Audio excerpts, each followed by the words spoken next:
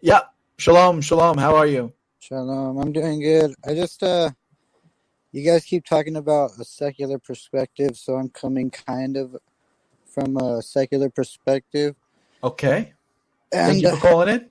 yeah, and I don't know. I was just recently I've been trying to get back into it. I've been reading Daf Yomi, keeping up with Rashi and everything, the Torah Portia, but I Very don't good. understand how you guys take the Talmud so seriously. Like a few months ago, I was reading some crazy stuff in there about rubbing ashes in your eyes to see demons and crazy That's true. stuff.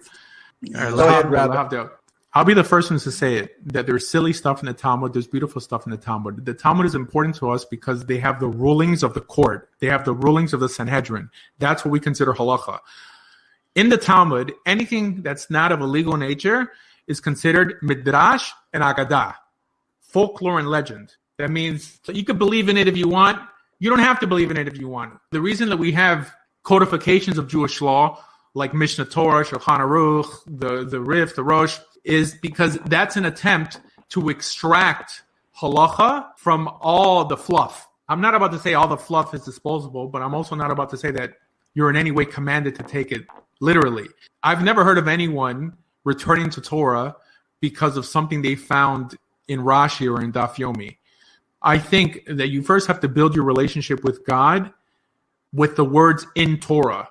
You see God reaching out to Israelites, a bunch of slaves who were hopeless, who saw no end to their captivity, but God so loved the world that he gave them a greater standard to aspire to, and that's Torah Judaism. And he brought them out, and it wasn't just them. It was whoever wanted to leave with them. It says that the Erev Rav, that the mixed multitude, outnumbered those who had a pedigree going back to Avraham Avinu.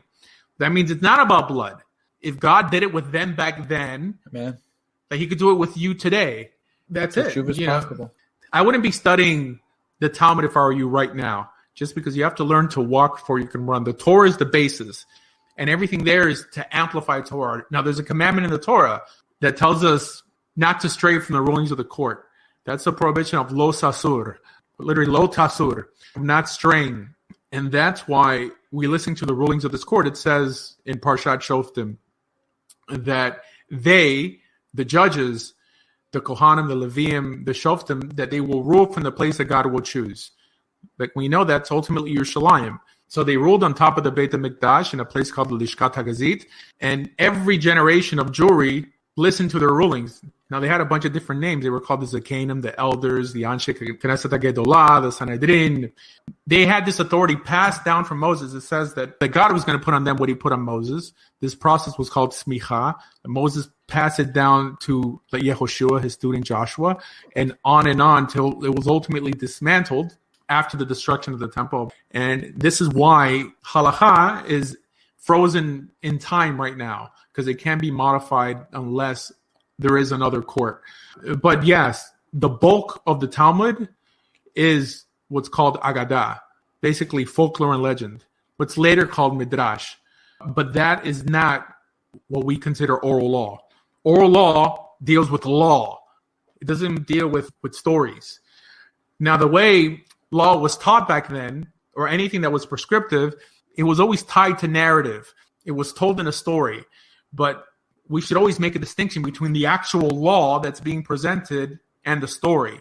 The story is not necessarily from God, but God tells us to listen to the rulings of the court. How do we keep Shabbat? How do we keep Yom Kippur? Why? Because making the world a better place is a team effort. Being that the Torah doesn't tell us how to keep Shabbat, but at the same time, it gives us a punishment for breaking Shabbat, means that there better be some consensus on how Shabbat is to be kept. Says well, that we sanctify the first month, we sanctify the moon, we decide when the month is established, but Hashem tells us what happens in those months. It's really a partnership between man and God, and this is how we make the world a better place. We move in the same direction in a unified manner. This is why being Jewish really means nothing if you're walking alone. Right? This is why if you want to convert and you live in the middle of nowhere, it doesn't make any sense. No, but you have to be united with like-minded individuals. Why? Because, again, making the world a better place is a team effort. And this is why I encourage you to return to Torah. I want to welcome Afro Jew to the room. Welcome.